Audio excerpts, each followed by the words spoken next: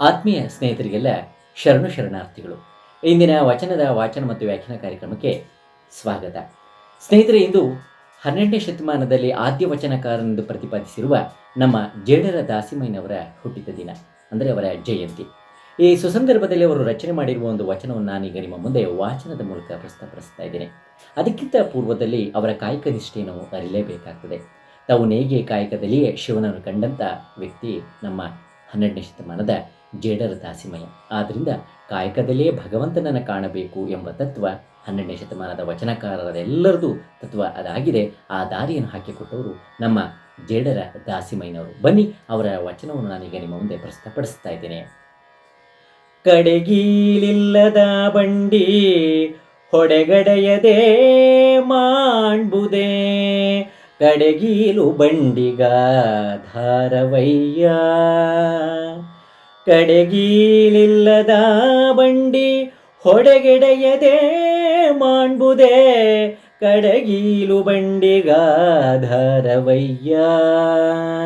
ಈ ಕಡು ದರ್ಪವೇರಿದ ಒಡಲೆಂಬ ಬಂಡಿಗೆ ಮೃಡಭಕ್ತರ ನುಡಿಗಣವೇ ಕಡೆಗೀಲು ಕಾಣ.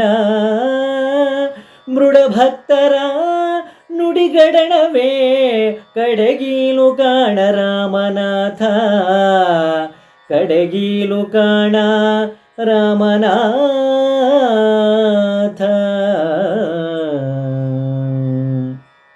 ಈ ವಚನದ ವ್ಯಾಖ್ಯಾನವನ್ನು ಗದಗ ಜಿಲ್ಲೆಯ ಗಜೇಂದ್ರಗಡದ ಸರ್ಕಾರಿ ಹಿರಿಯ ಪ್ರಾಥಮಿಕ ಶಾಲೆಯಲ್ಲಿ ಶಿಕ್ಷಕರಾಗಿರುವಂತಹ ಶ್ರೀ ಮಧು ರೊಡ್ಡಯ್ಯ ಅವರು ಈಗ ನಿಮ್ಮ ಮುಂದೆ ಪ್ರಸ್ತುತಪಡಿಸಲಿದ್ದಾರೆ.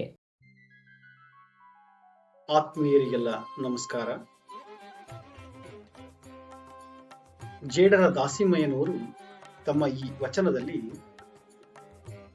ಎತ್ತಿನ ಬಂಡಿಗೆ ಕಡೆಗೀಲು ಇಲ್ಲದೆ ಇದ್ರೆ ಆ ಬಂಡಿಯ ಚಕ್ರಗಳು ಬಿಚ್ಚಿಕೊಂಡು ನೆಲಕ್ಕೆ ಬೀಳೋದಿಲ್ವಾ? ಹಾಗಾದರೆ ಬಂಡಿಗೆ ಆಧಾರವಾದದ್ದು, ಅತ್ಯಂತ ಮುಖ್ಯವಾದದ್ದು ಯಾವುದು? ಅದೇ ಕಡೆಗೀಲು. ಬಂಡಿಯ ಎಲ್ಲ ಸಾಧನಗಳು ಕೂಡ ಬಲಿಷ್ಠವಾಗಿದ್ದು ಚಕ್ರ ಸರಿಯಾಗಿ ಚಲಿಸಲಿಕ್ಕೆ ಕಡೆಗೀಲಿಲ್ಲದೆ ಹೋದ್ರೆ ಎಲ್ಲವೂ ಕೂಡ ನಿಷ್ಪ್ರಯೋಜಕವಾಗುತ್ತೆ. ಹಾಗೆ ಮನುಷ್ಯನು ಕೂಡ ಈ ಭೂಮಿಯಲ್ಲಿ ಹುಟ್ಟಿದ ನಂತರ ತನ್ನ ಅಂತರಂಗದಲ್ಲಿರ್ತಕ್ಕಂತಹ ತಿಳಿವನ್ನ ಅಪ್ರಜ್ಞಾವಸ್ಥೆಯಿಂದ ಪ್ರಜ್ಞಾವಸ್ಥೆಯ ಕಡೆಗೆ ಸಾಗಿಸಿದಾಗ ಮಾತ್ರ ಅವನಲ್ಲಿರ್ತಕ್ಕಂತಹ ಮಾನವನ ಅಸಹಜ ಗುಣಗಳಾದಂತಹ ಅಹಂಕಾರ, ದ್ವೇಷ, ರೋಷ, ಆಸೆ, ಆಮಿಷ ಇವೆಲ್ಲವೂ ಕೂಡ ಅಳಿದು ಅತೀಂದ್ರಿಯ ಗುಣ ಅಂತ ಕರೆಸ್ಕೊಂಡಂತಹ ಜ್ಞಾನ ಬೆಳಕಿಗೆ ಬರ್ತದೆ.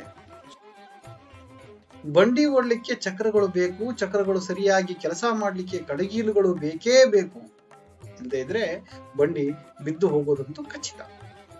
ಅದೇ ರೀತಿಯಾಗಿ ನಮ್ಮ ಶರೀರವೂ ಕೂಡ, ನಮ್ಮ ಜೀವನವೂ ಕೂಡ, ನಮ್ಮ ಶರೀರ ಹಾಗೂ ಜೀವನ ಅಂತಕ್ಕಂಥ ಈ ಗಾಡಿ ಅಥವಾ ಈ ಬಂಡಿಗೆ ನಿಜವಾದ ಕಡೆಗೀಲು ಯಾವುದು, ಕಡೆಗೀಲಿನಂತೆ ಕೆಲಸ ಮಾಡ್ತಕ್ಕಂಥವು ಯಾವು ಅಂದ್ರೆ ನಮ್ಮ ಶರಣರ ಸುಳ್ಳು ನುಡಿಗಳು, ಶರಣರ ಅನುಭವದ ಮಾತುಗಳು. ಈ ಮಾತುಗಳು ಮನುಷ್ಯನ ಬದುಕನ್ನ ಸರಾಗಗೊಳಿಸ್ತವೆ, ಸಾಧನೆಯ ದಾರಿಯಲ್ಲಿ ಅವನನ್ನ ಕರೆದುಕೊಂಡು ಹೋಗ್ತವೆ, ಗುರಿಯನ್ನ ಮುಟ್ಲಿಕ್ಕೆ ಮಹತ್ವದ ಪಾತ್ರವನ್ನು ವಹಿಸ್ತವೆ. ಇಲ್ಲದೆ ಹೋದರೆ ಅರಿಷಡ್ ವರ್ಗಗಳ ಮದವೇರಿದಂತಹ ಮನುಷ್ಯನ ಜೀವನ ಅಡ್ಡಾದಿಡ್ಡಿ ಆಗೋದಂತೂ ಖಚಿತ. ನಮ್ಮನ್ನು ಸರಿಯಾಗಿ ದಾರಿಗೆ ತರ್ತಕ್ಕಂತಹ ಬಹಳ ಮುಖ್ಯವಾದ ಸಾಧನ ಕಡಗೀಲಿನಂತೆ ಸೂಕ್ಷ್ಮವಾಗಿರತಕ್ಕಂತಹ ಶರಣರ ನುಡಿಗಳು. ಈ ಶರಣರ ನುಡಿಗಳಿಂದ ನಾವು ನಮ್ಯವಾಗ್ತೇವೆ, ನಯವಾಗ್ತೇವೆ ಅನ್ನೋದನ್ನ ಜೇಡರ ದಾಸಿಮಯ್ಯನವರು ಈ ವಚನದಲ್ಲಿ ತುಂಬಾ ಅದ್ಭುತವಾಗಿ ತಿಳಿಸಿಕೊಟ್ಟಿದ್ದಾರೆ. ಧನ್ಯವಾದಗಳು. ನಮಸ್ಕಾರ.